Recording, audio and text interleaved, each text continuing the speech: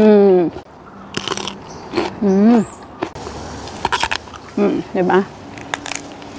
Good morning! Ayan, Thai food na naman po tayo for breakfast. Labong po ito, yung maliliit na labong na pinakuluan nila ng matagal para mawala yung pait. At meron po tayong mga hilaw na gulay, cucumber, ampalaya, talong, na bagay po dito sa ating sausawan. Ito po yung tinatawag nilang jawbong. Ayan, napakasarap, maanghang, at meron siyang kaunting bagoong. Yun yung pampalasa at nagpapaalat. At meron tayong tira-tira ng aking mga anak na daing na hito at pork, crispy pork, and of course, typical breakfast for Thai sticky rice. Ayan. Pero hindi lang actually sa breakfast, kinakain din nila ito pang merienda, pang lunch o hapunan. That's it. Ayan, ganyan po sila kumain. Sausawan pa lang ulam na. Dahil ito po ay merong sili, lemongrass, kaffir fruit and leaves, mga kung ano-ano pang mga herbs and spices, bawang at sibuyas. Napakasarap. Ito, gustong-gusto ko po ito. Manamis.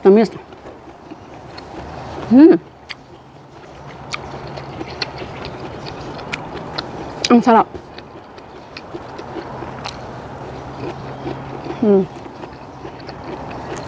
Hilaw na ampalaya.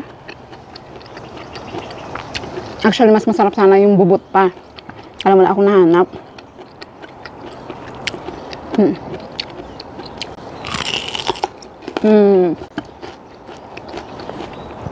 Yung pait niya, manamis. Bagay na bagay sa sausawan. At ito pong kanilang daing na prito ay ibinalad lang po sa isang araw. Kapag ipiprito mo siya, kailangan super crispy para makain lahat yung buto.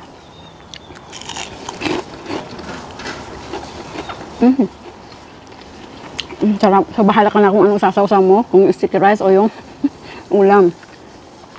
At sa mga bago po sa aking page, ganito po sila kumain ng sticky rice. Binibilot-bilot muna nila at hindi po dumidikit sa kamay.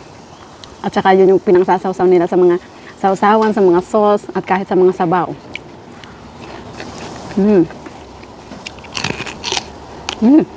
Matigas na. Kapag naihalo-halo yung pait niya, napapalitan ng tamis. Alam ko marami rin sa inyo kumakain ng ampalaya. At hilaw na talong, alalaki. Alalaki ng talong natin ngayon.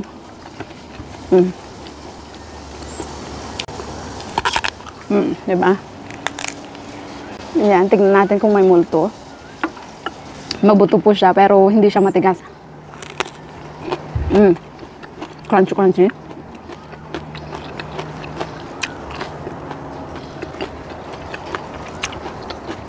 Sarap.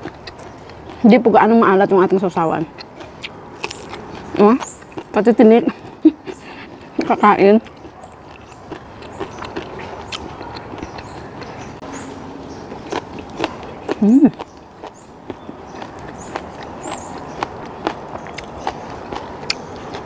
Ang tamis ng talong. At yan, kaya po hindi hinahati-hati. Lalo na pag nasa bahay lang. Para pag di naubos, ay buo pa rin. Pwede pang gamitin sa iba pang mga luto.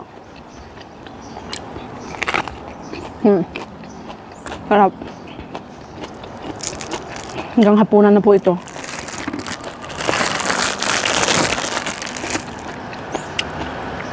At ito, nakasupot siya dahil binili ko lang po siya. Pero meron na po akong recipe na na-share. Kung gusto niyo pong mapanood kung paano gumawa ng sticky rice ng Thailand na hindi dumidikit sa kamay.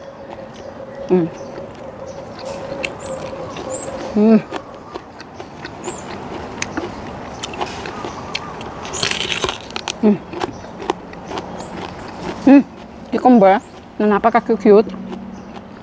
Muntik na natin makalimutan.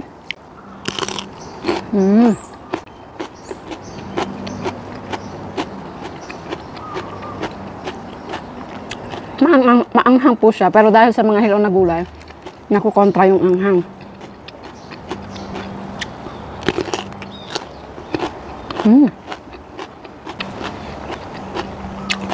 Ang ganda po ng weather, mahangin pa rin at malamig.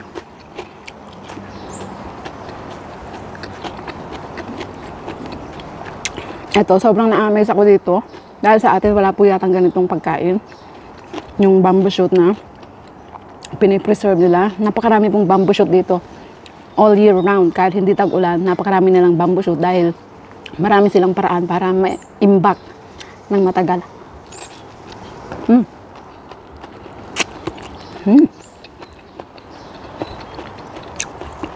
Yung outer part niya, parang makunat-kunat, pero kaya mo siyang nguyain. Manamis-namis. Na mabango. Amoy kawayan.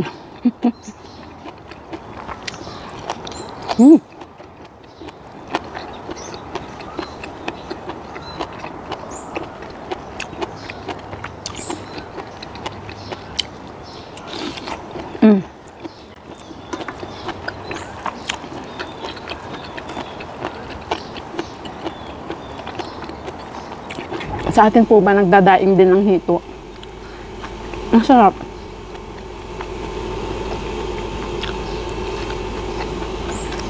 Crispy pork. Ewan kung crispy pa. Nagtitinda po kasi ng crispy pork. Hindi ako nakapag-prepare ng aking sticky rice. Kaya bumili na rin ako para magkaroon tayo ng sticky rice.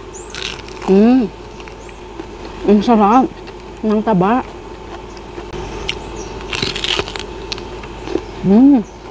Diba sa atin, pinipiga-piga pa yung ampalaya para mawala yung pait. Dito pwede nang kainin ng hilaw. Sobrang pait po na. Pero gustong gusto ko.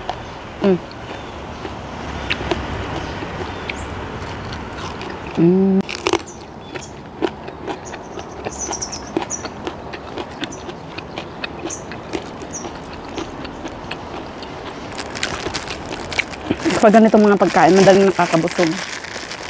Dahil sa mga fresh at sticky rice.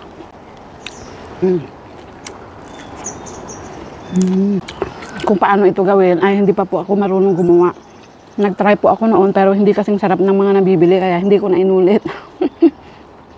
At saka yung ibang ingredients naman po ay wala sa atin, kaya hindi ko na lang ituturo. Dahil baka hindi nyo rin po magaya.